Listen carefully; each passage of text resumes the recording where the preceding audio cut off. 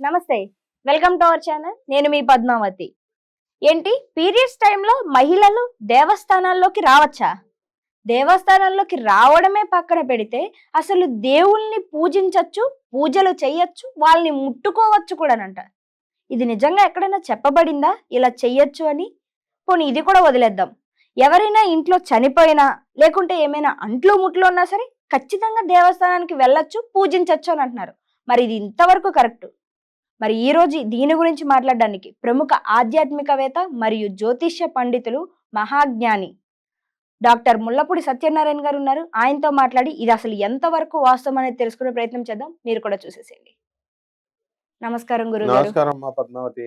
గురుగారు, ఈ మధ్య కాలంలో హైటెక్ సిటీలో అర్ధనారేశ్వరి టెంపుల్ కి సంబంధించి ఓ మహిళ బాగా వైరల్ అవుతుంది. ఆమె ఆల్రెడీ మీరు కూడా చూసే ఉంటారు, ఆమె గురించి వినే ఉంటారు. అయితే ఆమె కొన్ని మాటలు అంటుంది. అది ప్రెసెంట్ జనరేషన్ దాన్ని అంగీకరిస్తున్నారు కూడా. ఏ శాస్త్రంలో చెప్పారు మేము ఇంట్లోకి రాకూడదు అన్న సమయంలో దేవాలయాలకి వెళ్ళకూడదు, దేవుణ్ణి ఎందుకు దర్శించకూడదు, దేవుణ్ణి ఎందుకు ముట్టుకోకూడదు, అన్నిటిని మించి మన ఇంట్లో ఎవరైనా చనిపోతే ఓ 12 రోజులో లేకుంటే 11 రోజులో లేకుంటే ఒక 3 నెలలో 6 నెలలో మనం ఇంట్లో దీపాలు పెట్టుకోము, దేవుణ్ణి ఆరాధన కూడా చెయ్యము. ఎందుకంటే దానికి ఒక నియమ నిబంధనలు ఉన్నాయి. ఎక్కడా కూడా ఏదైనా ఒక రూల్ అనేది పెట్టారు అంటే నియమ నిబంధనలు లేకుండా పెట్టరు. మరి అలాంటి సందర్భంలో కష్టం వస్తేనే కదా మనం దేవుడి దగ్గరికి వెళ్ళాలి. అలాంటప్పుడు ఈ రోజుల్లో ఎందుకు వెళ్ళకూడదు పర్టికులర్ గా అని ఆమె పాయింట్ అవుట్ చేస్తుంది.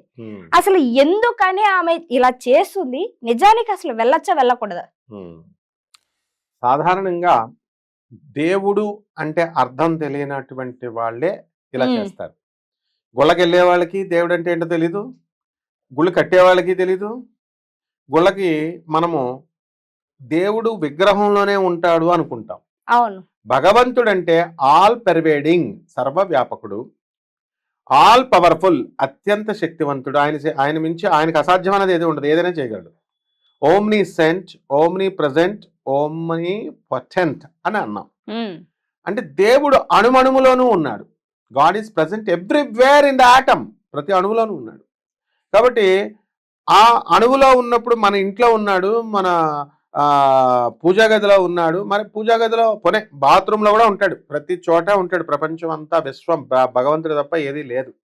ఇది క్లియర్గా పురాణాల్లో చెప్తున్నాను. మహాభారతంలో బర్బరీకుడు కురుక్షేత్ర యుద్ధం జరుగుతుంటే అందరినీ చచ్చిపోయిన తర్వాత గాంధార్ వచ్చి కౌరవుల తల్లి శ్రీకృష్ణుడిని నువ్వు చంపేశావని అడిగితే రా నీ మనవడిని అడుగు అని చెప్పి బర్బరీకుడిని అడిగితే బర్బరీకుడు ఎవడో కాదు, ఘటోత్కచుడు కుమారుడు. అప్పుడు ఆయన ఏం చెప్తాడంటే, ఈయనొక్క బర్బరీకుడు ఏం చెప్తాడు, నాయనమ్మా నువ్వు చెప్పింది తప్పు, ఇక్కడ యుద్ధం చేసింది ఎవరు?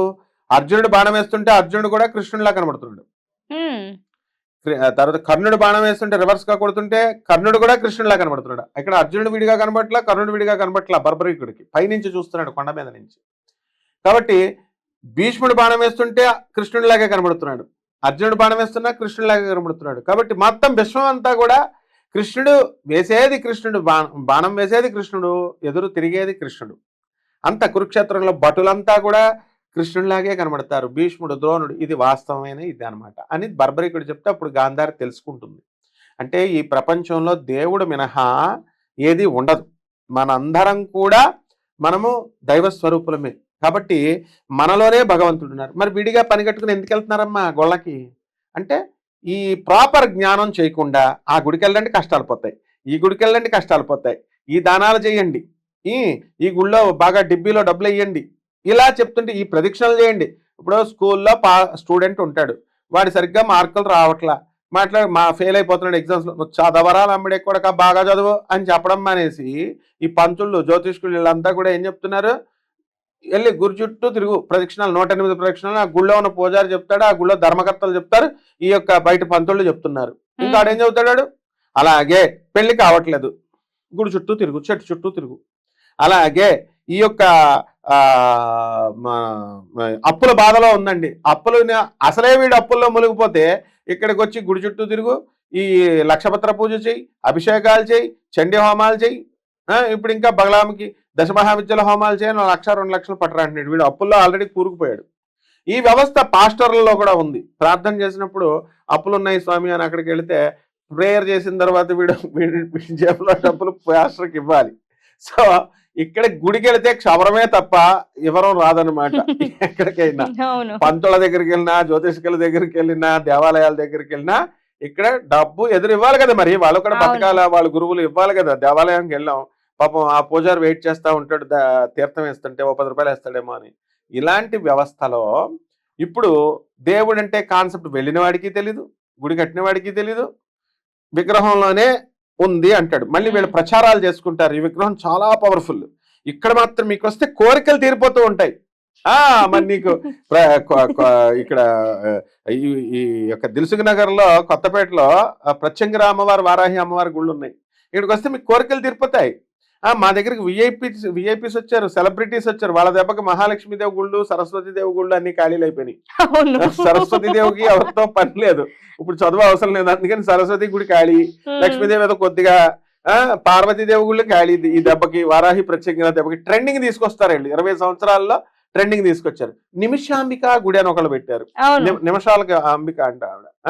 తర్వాత దాని అర్థం ఏమిటో మరి శాస్త్రాల్లో ఉన్నటువంటి అన్ని మనం కోరిన కోరికలు తీరితే నిమిషంలో తీరుతుంది, లేకపోతే 21 రోజుల్లో తీరుతుంది. ఆ దేవాలయాన్ని నేను కూడా దర్శించాను, అందులో నేను కూడా ఉన్నాను. చిలుకూరుకు బాలాజీ దేవాలయం చుట్టూ తిరిగితే 180 ప్రదక్షిణాలు చెప్తే వేసా వచ్చేస్తుంది. వేసాల దేవుడు, సాక్షాల దేవుడు, ఇలా హోమాలు చేస్తేనేమో జ్యోతి, అగ్ని దర్శనం అంట, కొత్త పేర్లు పెట్టడం. అమ్మవారు అందులో కనబడిపోయాడు, వినాయకుడు అందులో కనబడిపోయాడు. ఇట్లా వీళ్ళు ఇష్టం వచ్చినట్టు చేస్తుంటే ఈమె చేసిన దాంట్లో తప్పే ఉందమ్మా. ఆ దేవాలయం ఆవిడ పాపం, ఆవిడ ఏదో గుడి కట్టుకుంది, పంతులు హ్యాండ్ ఇచ్చి ఉంటాడు ఆ 5 రోజులు, ఆవిడకి ఎవరు లేరు, లోపలికి వెళ్ళిపోయింది, మెన్స్ట్రల్ సైకిల్లో ఉంది. కానీ వాళ్ళ వాదనలో తప్పు ఉందనమాట. ఏంటంటారు అసలు చెప్తా. వాళ్ళు చేసేది ఏంటంటే, వాళ్ళు ఏమంటున్నారు, లోపలికి వెళ్ళడం తప్పు. ఎందుకంటే ఇప్పుడు సపోజ్ ఉదాహరణకి పూజలు చేస్తాం, పూజలు మటన్లు చికెన్లు తింటారు అందరూ, జనం అంతా తింటున్నారని చెప్పేసి మేము మటన్ తింటున్నామని మటన్ ఎముకలన్నీ మెడలో వేసుకుని వస్తున్నారా? రారు కదా. సీక్రెట్ గా ఇంట్లో వండుకొని తింటారు. మామూలుగా ఏ కులం వాళ్ళు ఆ కులం తింటారు. ఓకే. రెండవది, పిల్లలు ఎలా పుడతారో తెలుసు జనం అందరికి, భార్యాభర్తల సంగమం చేస్తే పుడతారని. మరి భార్యాభర్తల సంగమం అనేది బెడ్రూమ్ లో చేస్తారా, లేకపోతే పబ్లిసిటీలో పబ్లిక్ లో చేస్తారా? కొడతారు, బెడ్రూమ్ లో చేసుకుంటారు. అంటే చాటుగా చేయాలి కొన్ని. అలా పెద్దలు కొన్ని ఆచారాలు పెట్టారు. ఈ ఆడదాని మెన్స్ట్రల్ సైకిల్ వచ్చినప్పుడు ఆడ స్త్రీకి ఈ 3 రోజులు మానేయమ్మా. గురువు గారు, అయితే దీని దగ్గర నాకు ఒక పాయింట్ ఉంది. ఈమె మాట్లాడుతూ చాలా వీడియోస్ లో కూడా ఆమె సపరేట్ గా వీడియోస్ కూడా చేసి పెడుతూ ఉంటుంది. అయితే అందులో అన్నది, ఎక్కడ ఏ శాస్త్రంలోని ఏ గ్రంథంలో చెప్పారు, తీసుకొచ్చి నాకు చూపించండి, మాకు ఇంట్లోకి రాకూడదు అన్న సమయంలో ఎక్కడ మేము దేవాలయాలకు వెళ్ళకూడదు, ముట్టుకోకూడదు అని రాసి పెట్టారు, మీరేమైనా చూసారా, ఒకవేళ చూస్తే తీసుకురండి అంది. నిజానికి అసలు ఏ శాస్త్రంలో రాసి ఉంది ఇది రాకూడదు? పురాణంలో ఉంది. అతను ఏం చెప్తున్నాడు, వాళ్ళు ఆ వీడియోలో ఏ వేదంలో ఉంది, ఏ పురాణంలో ఉంది, ఇది ఒకటి బాగా ఫ్యాషన్ అయిపోయింది ప్రతి వాడికి. 18 పురాణాలు ఉన్నాయి, 18 ఉప పురాణాలు ఉన్నాయి, ఉపనిషత్తులు ఉన్నాయి. ఏం తెలుసు ఆగమ శాస్త్రం, ఏం తెలుసు వాళ్ళకి? ఆగమ శాస్త్రంలో క్లియర్ గా చెప్పబడి ఉంది అని. మా గురువు గారిని ఇప్పుడు ఈయనున్నాడు, శ్రీనాథుడు ఉన్నాడు. శ్రీనాథుడు ఒక రాజు దగ్గర పని చేస్తుంటే జీతం తీసుకుంటున్నాడు కదా అని, నా మీద కవిత్వం రాయవయ్యా అని ఒకసారి అడుగుతాడు శ్రీనాథుడు. రాజుని అవతలబా అంటాడు. అప్పుడు శ్రీనాథుడు ఏం చెప్తాడు, నీ దగ్గర డ్యూటీ చేస్తున్నానని చెప్పేసి నువ్వు అడిగితే సరిపోద్ది అనుకుంటున్నావా? ఉయ్యాల ఊగుతూ చక్కగా మృష్టాన్న భోజనం చేసి నేను రెస్ట్ తీసుకుంటూ ఉండి, ప్రియురాలు వచ్చి తమలపాకులు చిలుకలు నోట్లో పెడుతుంటే అది ఆ కిళ్ళి నములుతూ అప్పుడు వస్తుందా ఆ పద్యము, నువ్వు అడిగినప్పుడు రాసే పద్యం అంటే వచ్చేస్తుందా అని అడుగుతాడు. అలాగే రావణాసురుణ్ణి చచ్చిపోయేటప్పుడు రామ భగవానుడు ఏమంటాడంటే, లక్ష్మణ వెళ్ళి నేర్చుకో, ఆయన రాజనీతిజ్ఞుడు చచ్చిపోతాడు అని చెప్పి పంపుతాడు. అది పురాణంలో లేదు, కల్పిత స్టోరీ, కానీ మంచిగా ఎన్టీ రామారావు బాగా పెట్టాడు. పెడితే రావణాసురుడి దగ్గరికి లక్ష్మణుడు వెళ్తే చిబా అంటాడు రావణాసురుడు. లక్ష్మణుడు వెర్రిముఖం వేసుకొని వచ్చి ఈయన రాముడిని అడిగితే ఏమన్నాడు రా అంటే చిబా అన్నాడంటే, నువ్వు అసలు ఏమడిగావు, ఏమి చెప్పావంటే ఆయన ఏం చెప్పాడు అంటే, ఏమయ్యా రావణ, నీ దగ్గర ఏదో రాజనీతి ఉందంట కదా, అది కొంచెం నాకు అని అడిగానంటే, అందుకే అవతల బొమ్మన్నాడు నిన్ను. అరే గురువుకి శుశ్రూష చేయాల, సేవలు చెయ్యాలి. చేసిన తర్వాత ఆ గురువు యొక్క అనుగ్రహంతో నీకు అది ఆ శాస్త్రంలో అది చెప్తారు, రాజనీతి శాస్త్రం అని చెప్తే అలా కాదు, అలాని గురువుకి సేవ చేయంటే రావణాసురుడి దగ్గరికి వెళ్ళి సేవ చేస్తాడు లక్ష్మణుడు. కాళ్ళ విప్పిసికి సేవ చేసి అడిగితే అప్పుడు ఒకటే ముక్క అంటాడు, ఏమంటాడు, నీకు ఇతరులు ఏదైతే చేయకూడదు అనుకుంటావో నువ్వు అది ఇతరులకు చేయకు అన్నాడు. లక్ష్మణుడికి ఏమీ అర్థం కాల. మళ్ళీ వచ్చాడు, మళ్ళీ వచ్చి ఏమిట్రా అంటే, నీకు ఇతరులు ఏదైతే చేయకూడదు అనుకుంటావో కోరుకుంటావో అది ఇతరులకు చేయకు అన్నాడు అని చెప్తాడు. అంత బాగా అన్నాడు ఆ మహానుభావుడు అని అన్నం పెట్టినట్టు ఎన్టీరామారావు పెడతాడు. అంటే ఇతరులు మనల్ని మోసం చేయకూడదని మనం అనుకుంటాం కదా, అది మనం ఇతరులకు మోసం చేయకూడదు, అది అందులో ఉన్న రాజనీతి. మనం ఇప్పుడు మనల్ని ఎవడైనా తన్నాలని అనుకుంటామా? అనుకోం కదా. మనం ఇతరులను తన్నకూడదు, మనల్ని ఇతరులను మోసం చేయకూడదు. చెప్పాడు, బాగుంది. అలా వీళ్ళు ఏ పురాణంలో ఉంది, ఏ శాస్త్రంలో ఉంది, ఏ వేదంలో ఉందని ప్రతి ఒక్కరికి బాగా ఫ్యాషన్ అయిపోయింది ఇది. గురువులు ఎవరున్నారు? వెళ్ళమన చాగంటి కోటేశ్వరరావు దగ్గరికి, వెళ్ళమన మా గురువు గరికిపాటి దగ్గరికి, వెళ్ళమన నండూరి దగ్గరికి, వెళ్ళమన సామవేదం షణ్ముఖ శర్మకి, వెళ్ళమని మన గురువు గారు అయినటువంటి వద్దిపత్తి పద్మాకర్ రావు గారి సేవ చేయమని కాళ్ళు పిసకమను. పిసికితే అప్పుడు ఏ పురాణంలో ఉందో ఎక్కడ ఉందో చెప్తారు. అంతేగాని ఏ వేదంలో ఉంది, ఏ పురాణం నా దగ్గరికి గురువు దగ్గరికి నువ్వు వస్తావా, లేకపోతే వాళ్ళు వచ్చి నీ దగ్గరికి వస్తారా? గురువులకే సవాల్ విసురుతున్నారు. నరకాలకి విసిరివేయబడతారు. అంటే డొనేషన్లతో గుడి కట్టేస్తారమ్మా. గుడి అనేది ఒక బిజినెస్. ఇప్పుడు ఆ గుళ్ళ బిజినెస్ లో డబ్బులు పెట్టి కడుతున్నారు. ఈ పిచ్చి జనానికి బుద్ధి లేదు వీళ్ళకి.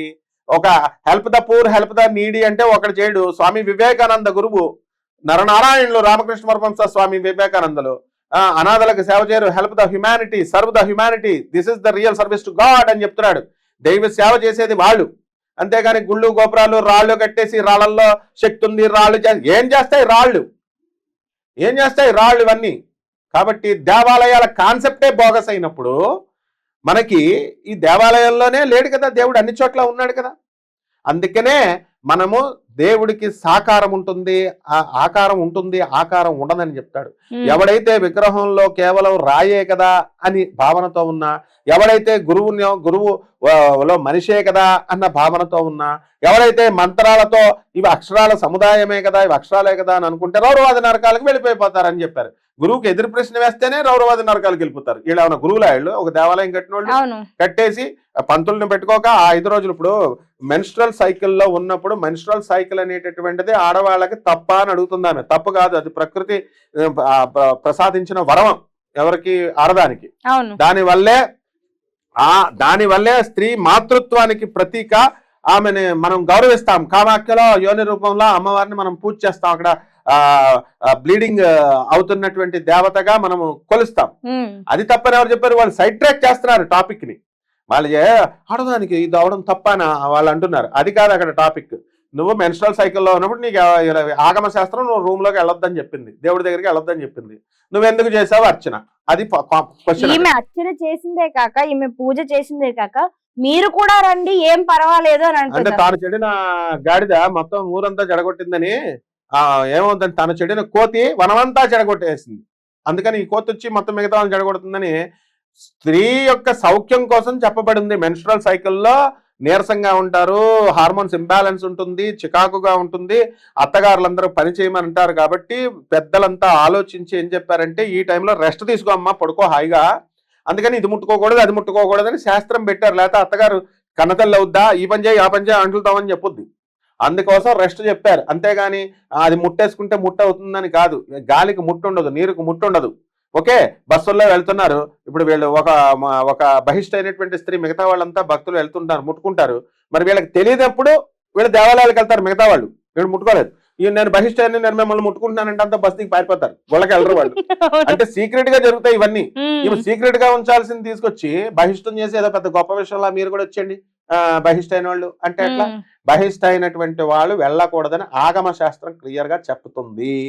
ఇక మిగతా ఏ అధ్యాయాలు ఏ పురాణాల్లో ఉన్నాయో కావాలనుకుంటే గురువుల్ని శుశ్రూష చేసి అడగాలి తప్ప ఏదో వీడియోలో 4 వాగుళ్ళు వాగేస్తే సరిపోదు. That is the first objection, ruled out. రెండోది ఏంటి, ఇంకోటి ఏదో ఇంట్లో ఎవరైనా కాలం చేస్తే అయినా కూడా దేవాలయాలకు రావచ్చు, దేవుణ్ణి దర్శించుకోవచ్చు, మన భక్తిని ప్రసన్నం చేసుకోవచ్చు. తొక్క ఇక్కడ ఎవరు వీళ్ళంతా, ఇక్కడికి వచ్చే వాళ్ళంతా కూడా భక్తులు కాదు. వీళ్ళంతా ఆపదల్లో అప్పుల పాలు అయిపోయారు. దొరాసికి డబ్బులు ఇస్తే 10 లక్షలు ఇస్తే డబల్ ఇస్తావు అంటారు, 20 లక్షలు. అప్పుడు డబ్బులు ఇచ్చేస్తారు వీళ్ళు.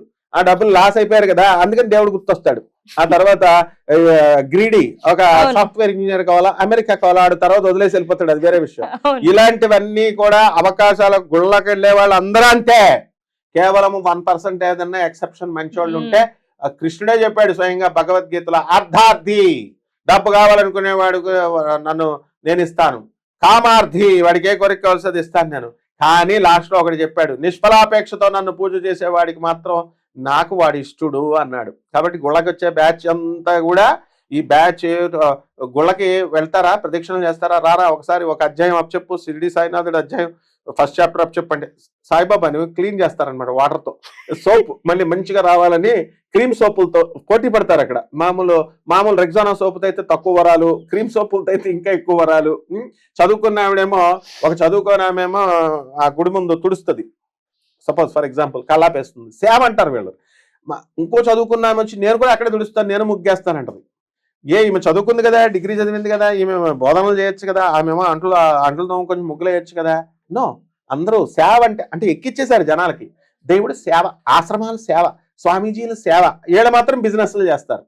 కాబట్టి వీళ్ళు మాత్రం టికెట్లు కొట్టాలా, గొళ్ళకి టికెట్లు, డబ్బులకి టికెట్లు, పూజలకి టికెట్లు, డబ్బులు లేకుండా హుండీ లేకుండా ఎలా మెయింటైన్ చేస్తుంది, కరెంట్ బిల్లు ఎలా కడుతుంది, విగ్రహం ఎలా వస్తుంది, అంతా ఎప్పుడైనా సరే బిజినెస్. టెంపుల్ అంటే బిజినెస్ అయిపోయింది అనమాట, అందులో డౌటే లేదు. కేవలం పై ఆశ్రమం అంటే బిజినెస్. గురువు అంటే ఏంటి, గురువు అంటే అది వీటిలన్నిటికీ అతీతంగా జ్ఞానం నేర్పేవాడు గురువు అంటారు. ఈ ప్రజలకు బుద్ధి లేదు, వెళ్తున్నారు, అందుకని వాళ్ళు చేస్తున్నారు. ఇందులో పెద్ద విశేషంగా వాళ్ళు చేయడానికి ఏముంది, వెళ్ళాలా వెళ్ళకూడదా, దీని మీద పెద్ద డిబేట్ లాగా పెద్ద వచ్చేయండి మహాజ్ఞానులు వీళ్ళు. సమబుజ్జీలు ఉండాలా. నువ్వేం చదివావు, నేను ఐఐటి మెడ్రాస్ లో డాక్టరేట్షిప్ చేశాను, నేను ప్రొఫెసర్ని, అధర్వుల మీద పండితుడిని, నేను బెజవాడ దేవస్థానం గురువుల దగ్గర పెరిగినటువంటి వాడిని, 18 అష్టాదశ శక్తి పీఠాలకి, 12 జ్యోతిర్లింగాలకి ఆన్ అఫీషియల్ డ్యూటీ నేను వెళ్ళేవాడిని, గరికపాటి శిష్యుడిని నేను, భారతీ తీర్థస్వామి వారి శిష్యుడిని, ఇప్పుడు చెప్పినటువంటి 5 గురువులకి ఏకలవ్య శిష్యుడిని నేను. మరి వాళ్ళు చెప్తే, జ్ఞాన పండితులు చెప్తే ఇదవుద్ది, కానీ నోటుకొచ్చినట్టు చెప్పేస్తే సరిపోద్దా? నువ్వు నాతో డిబేట్ చేయడానికి నువ్వేం సరిపోతావు, ఎవరైనా సరిపోతారు అసలు. కాబట్టి డిబేట్లకు ఎవరు రారన్న ధీమాతో వచ్చేయండి డిబేట్ చేసేద్దాం అంటున్నారు అనమాట. ఇదమ్మా, అందుకని ప్రజలే నష్టపోతారు, మనకెందుకు. వీళ్ళని పూజ చేసుకొని రౌరవాది నరకాలకు పోతారనమాట. ఏది ఆగమ శాస్త్ర వ్యతిరేకంగా ఇలాగ కనుక చేస్తే వాళ్ళు సపోర్ట్ చేసే వాళ్ళు కూడా పోతారనమాట. మీరు చెప్పింది వాస్తవమే గురుగారు. నిజానికి చెప్పేవాడికి వినేవాడు లోకువ, ఇది వాస్తవం. ఇది ఎక్కడైనా కూడా ఇదే నడుస్తుంది. ఏదైతే నేను చెప్తానో నువ్వేనమాట. కాబట్టి ఇప్పటికైనా మీరు అర్థం చేసుకుంటారని అనుకుంటున్నా. ఆ రోజుల్లో ఎందుకు వెళ్ళకూడదని వాదించే కంటే ఆ రోజుల్లో రెస్ట్ తీసుకోవడం మనకే మంచిది అని అర్థం చేసుకొని దూరంగా ఉండడమే మంచిది అందరికీ కూడా. అండ్ ఈ వీడియో మీకు ఎలా అనిపించిందో కామెంట్ సెక్షన్ లో కామెంట్ చేయండి. ఇలాంటి మరెన్నో వీడియోస్ మీకు ఎప్పటికప్పుడు రావాలి అంటే కనుక ఖచ్చితంగా షేర్ చేయండి, లైక్ చేయండి, సబ్స్క్రైబ్ చేయండి.